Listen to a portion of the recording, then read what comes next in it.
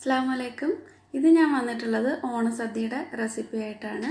ഇത് ഞാൻ മൊത്തത്തിൽ 20 ഐറ്റമാണ് തയ്യാറാക്കിയിട്ടുള്ളത്. അപ്പോൾ കഴിഞ്ഞ ദിവസവും ഇന്നും കൂടെ ഉള്ള ഒരു വീഡിയോ ആണ് ചെയ്തിട്ടുള്ളത്. അപ്പോൾ വീഡിയോ കണ്ടു നോക്കുക. ഇഷ്ടമായിട്ടുണ്ടെങ്കിൽ ലൈക്ക് ചെയ്യാൻ മറക്കരുത്. അപ്പോൾ ഇതിനായിട്ട് ഇന്നലെ തന്നെ ഞാൻ പച്ചക്കറി എല്ലാം കട്ട് ചെയ്ത് വെച്ചിട്ടുണ്ടായിരുന്നു. സാമ്പാറിനും അവിയലിനും അതുപോലെ പച്ചടിക്കും കാളൻ കൂട്ടുകറി എല്ലാത്തിനും അരിഞ്ഞു വെച്ചിട്ടുണ്ടായിരുന്നു. അരിഞ്ഞിട്ട് ടിന്നുകളിലാക്കിയിട്ട് നന്നായിട്ട് അടച്ച് ഫ്രിഡ്ജിലേക്ക് വെച്ചു.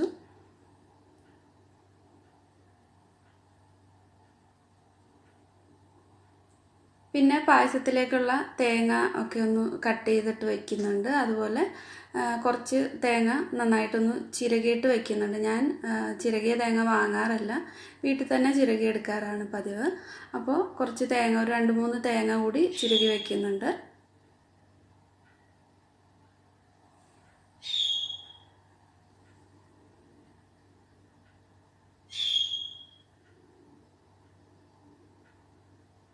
ഇനി ഇഞ്ചിക്കറി റെഡിയാക്കുന്നുണ്ട്. ഇഞ്ചിക്കറിക്ക് വേണ്ടിയിട്ട് ഇഞ്ചിയെല്ലാം ക്ലീൻ ചെയ്ത് ചോപ്പറിലിട്ടിട്ടാണ് കട്ട് ചെയ്തെടുക്കുന്നത്. അതുപോലെ കുറച്ച് ചെറിയ ഉള്ളിയും കട്ട് ചെയ്തെടുക്കുന്നുണ്ട്. ഒരു 200 ഗ്രാമോളം ഇഞ്ചി എടുത്തിട്ടുണ്ട്. എന്നിട്ടത് ചോപ്പറിലേക്ക് ഇട്ടിട്ട് നന്നായിട്ട് ചോപ്പ് ചെയ്തെടുക്കാം.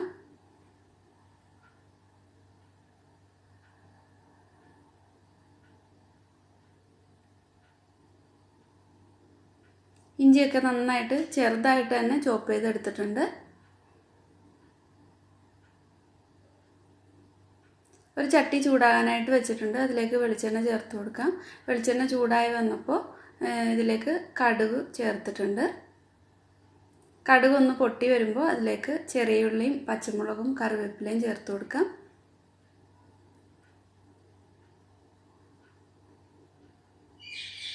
ഇത് പുളിയിഞ്ചിയാണ് തയ്യാറാക്കുന്നത്. ഇനി ഇതിലേക്ക് നേരത്തെ ചോപ്പ് ചെയ്ത് വെച്ചിട്ടുള്ള ഇഞ്ചി കൂടി ചേർത്ത് കൊടുക്കാം. എന്നിട്ട് നന്നായിട്ട് ഇതൊന്ന് ഒരു ലൈറ്റ് ബ്രൗൺ കളർ ആകുന്നത് വരെ നന്നായിട്ട് വറുത്തെടുക്കണം.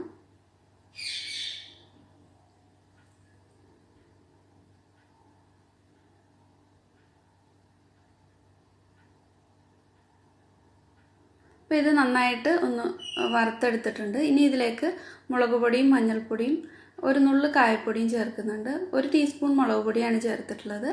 ഒരു നുള്ളു കായപ്പൊടി ചേർക്കാം. ഇനി ഇതിലേക്ക് ഒരു 1/4 ടീസ്പൂൺ മഞ്ഞൾപ്പൊടിയും ഒരു 1/4 ടീസ്പൂണോളം ഉലുവ പൊടിച്ചത് കൂടി ചേർത്തിട്ട് നന്നായിട്ടൊന്ന് ആ റോസ് സ്മെല്ല് പോകുന്നത് വരെ ഒന്ന് വറുത്തെടുക്കാം. എന്നിട്ട് അതിലേക്ക് പുളിവെള്ളം ചേർത്ത് കൊടുക്കാം. ആവശ്യത്തിന് ഉപ്പ് കൂടി ചേർത്തിട്ട് ഇത് നന്നായിട്ടൊന്ന് തിളച്ചിട്ട് ഒന്ന് കുറുകി വരുമ്പോൾ ഇതിലേക്ക് ശർക്കര ചേർത്ത് കൊടുക്കാം.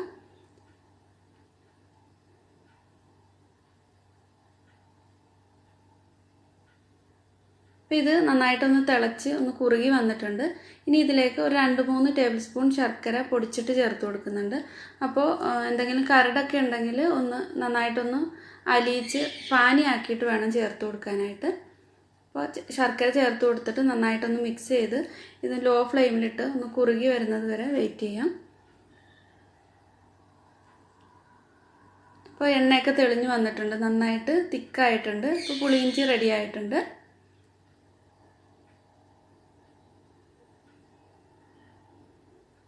ഇതിപ്പോൾ ഞാൻ രാവിലെയാണ് ചോറ് റെഡിയാക്കാനായിട്ട് ചോറിന് വേണ്ടിയിട്ടുള്ള അരി ഒക്കെ അടുപ്പത്ത് വെച്ചിട്ടുണ്ട്. പിന്നെ ഇത് കടല വേവിച്ചെടുത്തിട്ടുള്ളതാണ്. കൂട്ടുകറിയിലേക്ക് വേണ്ടിയിട്ട് കടല വേവിച്ച് മാറ്റി വെച്ചിട്ടുണ്ട്.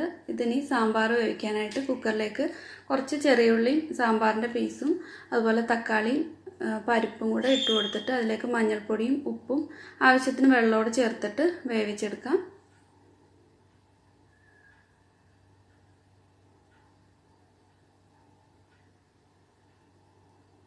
ഇപ്പോൾ സാമ്പാറിനുള്ള പച്ചക്കറിയെല്ലാം വെന്ത് വന്നിട്ടുണ്ട്. ഇനി ഇത് തുറന്നിട്ട് ഇതിലേക്കുള്ള വെണ്ടയ്ക്ക ചേർത്ത് കൊടുക്കാം. വെണ്ടയ്ക്ക ലാസ്റ്റാണ് ചേർക്കുന്നത്, അല്ലെങ്കിൽ നന്നായിട്ടങ്ങ് വെന്തുടഞ്ഞു പോകും. എന്നിട്ട് അത് തിളയ്ക്കാനായിട്ട് വെച്ചിട്ടുണ്ട്. ഇനി ഇതിന് വേണ്ടിയിട്ടുള്ള കടുക് വറക്കാം. കടുക് വറക്കുമ്പോൾ അതിനകത്താണ് ഞാൻ മല്ലിപ്പൊടിയും സാമ്പാർ പൗഡറും ഒക്കെ ഇട്ടിട്ട് ഒന്ന് റോസ്റ്റ് ചെയ്തിട്ടാണ് സാമ്പാറിലേക്ക് ചേർത്ത് കൊടുക്കുന്നത്. അപ്പോൾ വെളിച്ചെണ്ണ ചേർത്തിട്ട് കടുകും കുറച്ച് ചെറിയ ജീരകം കൂടെ ചേർത്തിട്ടുണ്ട്. ഇനി ഇതിലേക്ക് ചെറിയ ഉള്ളിയും വറ്റൽമുളകും കറിവേപ്പിലയും ചേർത്ത് കൊടുക്കാം. ഇനി ഇതിലേക്ക് 1 സ്പൂൺ മല്ലിപ്പൊടിയും ആവശ്യത്തിന് സാമ്പാർ പൗഡർ കൂടി ഇട്ട് കൊടുക്കുന്നുണ്ട്. എന്നിട്ട് നന്നായിട്ടൊന്ന് മിക്സ് ചെയ്തിട്ട് സാമ്പാറിലേക്ക് ചേർത്ത് കൊടുക്കാം.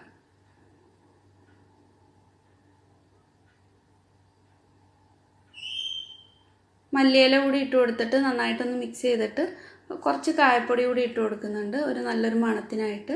എന്നിട്ട് എല്ലാം കൂടെ ഒന്ന് മിക്സ് ചെയ്തിട്ട് മാറ്റി വയ്ക്കാം.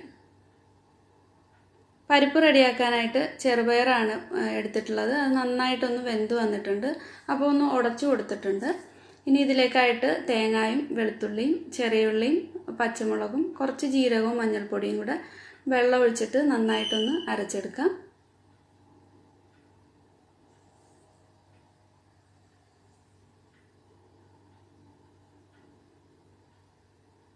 എന്നിട്ടത് ഈ പരിപ്പിലേക്ക് ചേർത്ത് കൊടുക്കാം. പയറിലേക്ക് ചേർത്ത് കൊടുക്കുന്നുണ്ട്.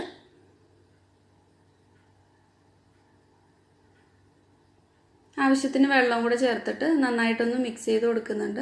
അപ്പോൾ തീ ഒന്ന് ലോയിലേക്ക് ആക്കി വെച്ചിട്ടുണ്ട്. ആവശ്യത്തിന് ഉപ്പും ചേർത്തിട്ട് നന്നായിട്ടൊന്ന് മിക്സ് ചെയ്തെടുക്കാം.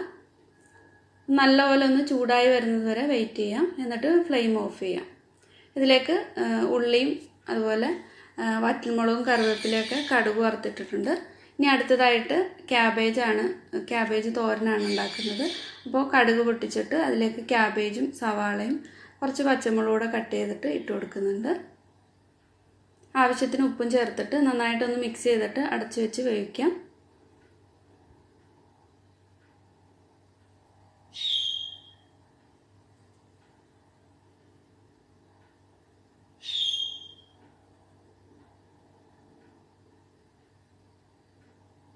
കാബേജ് ഇപ്പോൾ കുറച്ചൊന്ന് വെന്ത് വന്നിട്ടുണ്ട്. അതിലേക്ക് തേങ്ങയും ജീരകവും പച്ചമുളകും വെളുത്തുള്ളിയും കൂടെ ചതച്ചതിട്ടിട്ട് നന്നായിട്ടൊന്ന് മിക്സ് ചെയ്തിട്ട് വീണ്ടും അടച്ചു വെച്ചിട്ട് അതിൻ്റെ പച്ചമണമൊക്കെ മാറുന്നത് വരെ ഒന്ന് വേവിച്ചെടുക്കാം. കുറച്ച് കറിവേപ്പില കൂടി ഇട്ട് കൊടുത്തിട്ടുണ്ട്.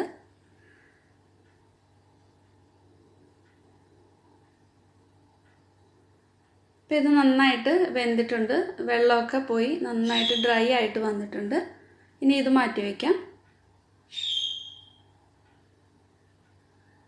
അടുത്തതായിട്ട് കാളൻ റെഡിയാക്കാനായിട്ട് ഞാൻ കുറച്ച് കായും ചേനയാണ് എടുത്തിട്ടുള്ളത്. അത് ആവശ്യത്തിന് വെള്ളം ഒഴിച്ചിട്ട് വേവിക്കാനായിട്ട് വെക്കുന്നുണ്ട്.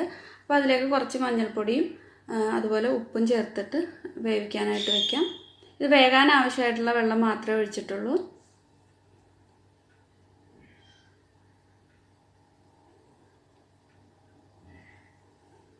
അപ്പോൾ ഇത് തിളച്ച് വന്നിട്ടുണ്ട്. ഒന്നുകൂടി ഒന്ന് മിക്സ് ചെയ്തിട്ട് അടച്ചു വയ്ക്കാം. വെള്ളമൊക്കെ വറ്റി നന്നായിട്ട് വെന്ത് വന്നിട്ടുണ്ട്. ഇനി ഇതിലേക്ക് അരപ്പ് ചേർക്കാം. അതിന് ഞാൻ കുറച്ച് തേങ്ങയും ജീരകവും പച്ചമുളകും മഞ്ഞൾപ്പൊടിയും നന്നായിട്ടൊന്ന് അരച്ചിട്ട് എടുത്ത് മാറ്റി വെച്ചിട്ടുണ്ട്. പിന്നെ ഇതിലേക്ക് നന്നായിട്ട് കട്ടയില്ലാതെ തൈര് ഒന്ന് ഫോർക്ക് കൊണ്ട് അടിച്ചിട്ട് ചേർത്ത് കൊടുത്തിട്ടുണ്ട്. അത് നന്നായിട്ടൊന്ന് മിക്സ് ചെയ്ത് കൊടുത്തോണ്ടേ ഇരിക്കണം. എന്നിട്ടൊന്ന് ചൂടായി വരുമ്പോൾ അതിലേക്ക് അരപ്പും കറിവേപ്പിലയും ചേർത്ത് നന്നായിട്ട് മിക്സ് ചെയ്തെടുക്കുന്നുണ്ട്. കുറച്ചുകൂടി ഉപ്പ് ചേർത്ത് കൊടുത്തിട്ടുണ്ട്. കുറഞ്ഞ തീയിലിട്ട് ഒന്ന് നന്നായിട്ടൊന്ന് തിളച്ച് വരുമ്പോൾ ഫ്ലെയിം ഓഫ് ചെയ്യാം. ഇനി ഇതിലേക്ക് വറുത്ത് ചേർക്കുന്നുണ്ട്. അപ്പോൾ കുറച്ച് കടുകും ഉലുവയും ചേർത്തിട്ടുണ്ട്. എന്നിട്ട് വറ്റൽമുളകും കറിവേപ്പിലയും ഇട്ടിട്ട് കടുക് വറുത്തിട്ട് ചേർക്കാം. അപ്പോൾ അതും റെഡി ആയിട്ടുണ്ട്. അടുത്തതായിട്ട് ബീട്രൂട്ട് പച്ചടിയാണ് റെഡിയാക്കുന്നത്. അപ്പോൾ ബീട്രൂട്ട് ഞാൻ നന്നായിട്ട് ഒന്ന് വേവിച്ചെടുത്തിട്ടുണ്ട്. ഇതിനി ചൂട് പോയിട്ടാണ് മിക്സിയുടെ ജാറിലേക്ക് കുറച്ച് തേങ്ങയും പച്ചമുളകും ജീരകവും ഒരു കറിവേപ്പിലയോട് ചേർത്തിട്ട് നന്നായിട്ടൊന്ന് കുറച്ച് വെള്ളം ഒഴിച്ചിട്ട് അരച്ചെടുക്കുന്നുണ്ട്. അരച്ചെടുത്തിട്ട് അതിലേക്ക് ബീട്രൂട്ടിൻ്റെ പീസ് കൂടെ ചേർത്ത് നന്നായിട്ട് ഒന്നുകൂടി ഒന്ന് അരച്ചെടുക്കാം. പിന്നെ ഇതിലേക്ക് ചേർക്കാൻ കുറച്ച് കടുക് ചതച്ചെടുത്തിട്ടുണ്ട്. അതുപോലെ തൈര് നന്നായിട്ട് കട്ടയില്ലാതെ ഉടച്ചെടുത്തിട്ടുണ്ട്. ചീനിച്ചട്ടി ചൂടായിട്ടുണ്ട്. അതിലേക്ക് വെളിച്ചെണ്ണ ചേർക്കാം. കടുക് പൊട്ടി വരുമ്പോൾ ഇതിലേക്ക് ഇനി വറ്റൽമുളകും കറിവേപ്പിലയൊക്കെ ചേർത്ത് കൊടുക്കാം. ഇനി ഇതിലേക്ക് ബീട്രൂട്ടിൻ്റെ അരച്ച് വെച്ചിട്ടുള്ളത് ചേർത്ത് ആവശ്യത്തിന് ഉപ്പും ചേർത്തിട്ടുണ്ട്. എല്ലാം കൂടെ നന്നായിട്ടൊന്ന് മിക്സ് ചെയ്ത് അതിൻ്റെ പച്ചമണം മാറിയപ്പോൾ അതിലേക്ക് തൈര് ചേർത്തിട്ടുണ്ട്. ഇനി ഉപ്പ് നോക്കിയിട്ട് ആവശ്യത്തിന് ഉപ്പും കൂടെ ചേർത്ത് കൊടുത്തു കഴിഞ്ഞാൽ ബീട്രൂട്ട് പച്ചടിയും റെഡി ആയിട്ടുണ്ട്. ഇതിലേക്ക് നേരത്തെ ചതച്ച് വെച്ചിട്ടുള്ള കടുക് കൂടെ ചേർത്തിട്ടുണ്ട്. ആവശ്യത്തിന് ഉപ്പും ചേർത്ത് കൊടുത്തിട്ട് നന്നായിട്ടൊന്ന് മിക്സ് ചെയ്തിട്ട് മാറ്റി വെച്ചിട്ടുണ്ട്. അടുത്തതായിട്ട് അവിയലാണ്. അപ്പോൾ അതിന് കുറച്ച് മഞ്ഞൾപ്പൊടിയും വെള്ളവും ചേർത്ത് ഉപ്പും ചേർത്തിട്ട് അവിയലിൻ്റെ പീസ് വേവിച്ചെടുക്കാം. ഒരുപാട് വെള്ളത്തിൻ്റെ ആവശ്യമില്ല. അവിയൽ ഒന്ന് വേകാൻ ആവശ്യമായിട്ടുള്ള വെള്ളം ഒഴിച്ചു കൊടുത്തിട്ട് അടച്ചു വെച്ചിട്ട് വേവിച്ചെടുക്കാം. പിന്നെ ഇത് കൂട്ടുകറിക്ക് വേണ്ടിയിട്ട് ചേനയും കായും വേവിക്കാനായിട്ട് വെച്ചിട്ടുണ്ട്. അതിലേക്ക് കുറച്ച് മഞ്ഞൾപ്പൊടിയും ഉപ്പും കൂടി ചേർക്കുന്നുണ്ട്. അതുപോലെ 1 ടീസ്പൂൺ കുരുമുളകിൻ്റെ പൊടിയും ചേർത്തിട്ടുണ്ട്. എല്ലാം കൂടെ നന്നായിട്ടൊന്ന് മിക്സ് ചെയ്തിട്ട് അടച്ചു വെച്ചിട്ട് വേവിക്കാം.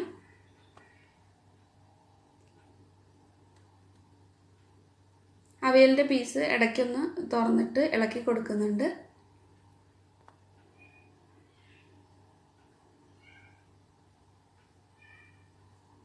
ഇതിനുള്ള അരപ്പ് റെഡിയാക്കാനായിട്ട് കുറച്ച് തേങ്ങയും വെളുത്തുള്ളിയും ചെറിയുള്ളിയും ജീരകവും പച്ചമുളകും മഞ്ഞൾപ്പൊടി ഇട്ടിട്ട് ഒന്ന് ചതച്ചെടുത്തിട്ടുണ്ട്. അത് ഈ അവിയലിൻ്റെ പീസ് വെന്ത് കഴിയുമ്പോൾ അതിലേക്ക് ചേർത്ത് കൊടുത്തിട്ട് നന്നായിട്ടൊന്ന് മിക്സ് ചെയ്ത് കൊടുക്കാം.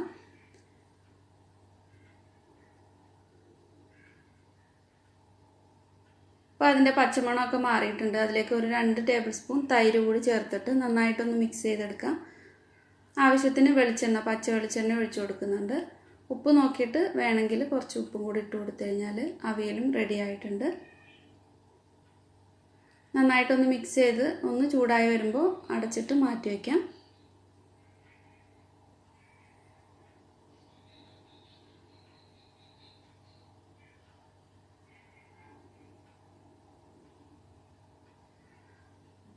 കൂട്ടുകറിക്കുള്ള ചേനയും കായും കുറച്ചൊന്ന് വെന്ത് വന്നിട്ടുണ്ട്.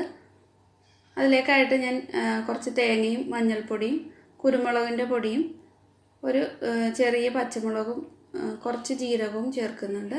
എന്നിട്ട് നന്നായിട്ടൊന്ന് അരച്ചെടുക്കാം.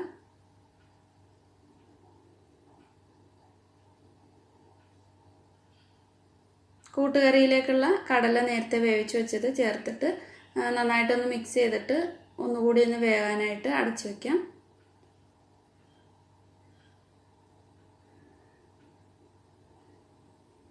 ഇതിലേക്ക് അരപ്പും ചേർത്തിട്ട് കുറച്ച് ഉപ്പും ചേർത്ത് കൊടുത്തിട്ടുണ്ട്.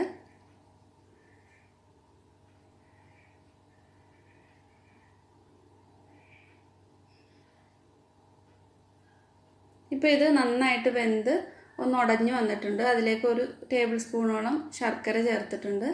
ഒന്ന് പൊടിച്ചിട്ട് അങ്ങ് ചേർത്ത് കൊടുത്തിട്ടുള്ളതാണ്. എന്നിട്ട് അത് അടച്ച് മാറ്റി വെച്ചിട്ടുണ്ട്. ഫ്ലെയിം ഓഫ് ചെയ്തിട്ട് അതിലേക്കുള്ള കടുക് വറുക്കാനായിട്ട് വെളിച്ചെണ്ണയിലേക്ക് കടുകും അതുപോലെ കുറച്ച് ഉഴുന്നൂടെ ചേർത്ത് കൊടുത്തിട്ടുണ്ട്. ഒരു 2 ടേബിൾ സ്പൂണോളം. കുറച്ച് കറിവേപ്പിലയും വറ്റൽമുളകും കൂടെ ചേർത്തിട്ട് അതൊന്ന് നന്നായിട്ടൊന്ന് റോസ്റ്റായി വരുമ്പോൾ ഇതിലേക്ക് ഒരു 1/2 കപ്പിൽ കൂടുതൽ തേങ്ങ ചേർക്കുക. തേങ്ങ ഗോൾഡൻ ബ്രൗൺ കളർ ആകുന്നത് വരെ നന്നായിട്ട് വറുത്തെടുക്കണം. ഒരു മീഡിയം ലോ ഫ്ലെയിമിൽ ഇട്ടിട്ട് നന്നായിട്ട് തന്നെ മൂപ്പിച്ചെടുക്കാം.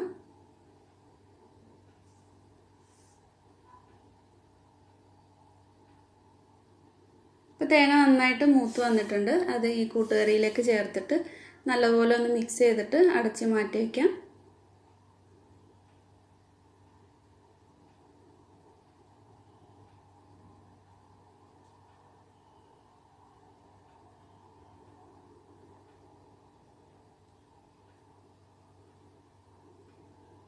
ഇപ്പോൾ ഒരുവിധം എല്ലാ കറികളും റെഡി ആയിട്ടുണ്ട്. ഇനി പച്ചമോരാണ് റെഡിയാക്കുന്നത്. അപ്പോൾ മോരും പച്ചമുളകും ഉള്ളിയും കറിവേപ്പിലയും കൂടെ മിക്സിയിൽ നന്നായിട്ട് അടിച്ചിട്ട് എടുത്തിട്ടുണ്ട്.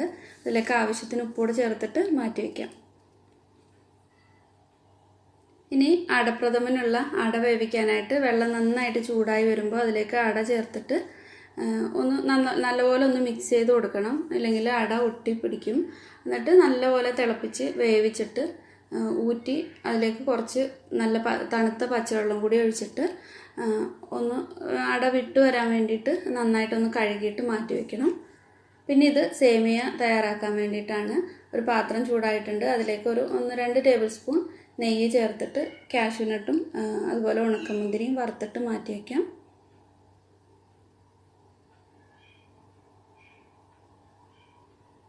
ഇനി ഇതിലേക്ക് സേമിയ ചേർത്ത് കൊടുത്തിട്ടുണ്ട്. സേമിയ ഒന്ന് റോസ്റ്റ് ചെയ്തിട്ട് അതിലേക്ക് പാല് ഒഴിച്ചു കൊടുക്കാം.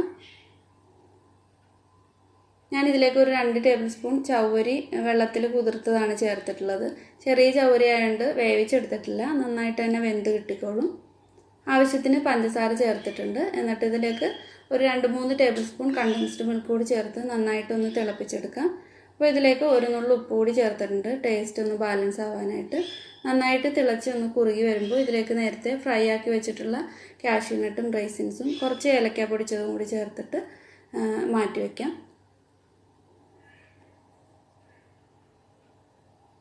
പ്രഥമൻ റെഡിയാക്കാനായിട്ട് ഞാൻ അട എടുത്തിട്ടുണ്ട്. അട നന്നായിട്ട് കഴുകി ഓരോന്നും നന്നായിട്ട് വിട്ട് വന്നിട്ടുണ്ട്, അതുപോലെ നല്ലതുപോലെ തന്നെ വെന്തിട്ടുമുണ്ട്. ഒരു പാത്രത്തിലേക്ക് ചേർത്തിട്ട് അതിലേക്ക് ശർക്കര പാനിയാണ് ചേർത്ത് കൊടുക്കുന്നത്. ഞാൻ 400 ഗ്രാം ശർക്കര ഒന്ന് പാനിയാക്കി എടുത്തിട്ടുള്ളതാണ്. ഇത് 200 ഗ്രാം അടയാണ് എടുത്തിട്ടുള്ളത്. അതിലേക്ക് 400 ഗ്രാം ശർക്കര എടുത്തിട്ടുണ്ട്. എന്നിട്ട് ഈ ശർക്കരയിലിട്ട് നന്നായിട്ടൊന്ന് വഴറ്റിയെടുക്കാം. ഈ അടയിലേക്ക് നന്നായിട്ട് ശർക്കരയൊക്കെ പിടിച്ച് കിട്ടണം. അപ്പോൾ അട വേവിക്കുമ്പോൾ നല്ലതുപോലെ തന്നെ വേവിച്ചെടുക്കണം, എങ്കിൽ മാത്രമേ ഈ ശർക്കരയിലൊക്കെ ഇട്ട് കഴിയുമ്പോൾ അട അല്ലെങ്കിൽ കഴിക്കാൻ ഒട്ടും ടേസ്റ്റ് കാണില്ല. അപ്പോൾ ശർക്കരപ്പാനിയൊക്കെ ഒന്ന് വറ്റി വരുമ്പോൾ അതിലേക്ക് 2ാം പാലും 3ാം പാലും കൂടെ ഒന്നിച്ചിട്ടാണ് ഞാൻ ചേർത്തിട്ടുള്ളത്. ഒരു 2 ടേബിൾ സ്പൂൺ ചവ്വരി കൂടി ചേർത്തിട്ട് നന്നായിട്ടൊന്ന് കുറുക്കിയെടുക്കാം. നല്ലതുപോലെ ഒന്ന് തിക്കായി വരുമ്പോൾ ഇതിലേക്ക് 1ാം പാലൂടെ ചേർത്ത് കൊടുക്കാം. അപ്പോൾ ഇത് തിക്കായി വന്നിട്ടുണ്ട്. ഇതിലേക്ക് ഏലക്ക പൊടിച്ചതും കുറച്ച് ചുക്കിൻ്റെ പൊടിയും കൂടി ചേർത്തിട്ടുണ്ട്. ഒരു നുള്ളു ഉപ്പും ചേർത്തിട്ട് നന്നായിട്ടൊന്ന് മിക്സ് ചെയ്ത് കൊടുത്തിട്ടുണ്ട്. ഇനി ഇതിലേക്ക് 1ാം പാല് ചേർക്കാം. 1ാം പാല് ചേർത്തിട്ട് ഇത് തിളയ്ക്കാൻ പാടില്ല. ആ ചൂടിൽ തന്നെ ഒന്ന് ചൂടായി കിട്ടിയാൽ മതി. ഫ്ലെയിം ഓഫ് ചെയ്തിട്ട് ഇതിലേക്ക് തേങ്ങാക്കൊത്തും കാഷ്യൂനട്ടും അതുപോലെ ഉണക്കമുന്തിരിയും ഫ്രൈ ആക്കിയിട്ട് ചേർത്ത് കൊടുത്തിട്ടുണ്ട്.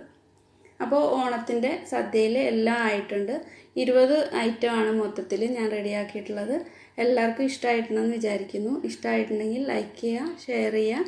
അതുപോലെ ഇതുവരെ സബ്സ്ക്രൈബ് ചെയ്യാതെ കാണുന്ന ആരെങ്കിലും ഉണ്ടെങ്കിൽ സബ്സ്ക്രൈബ് ചെയ്തിട്ട് സപ്പോർട്ട് ചെയ്യുക. താങ്ക്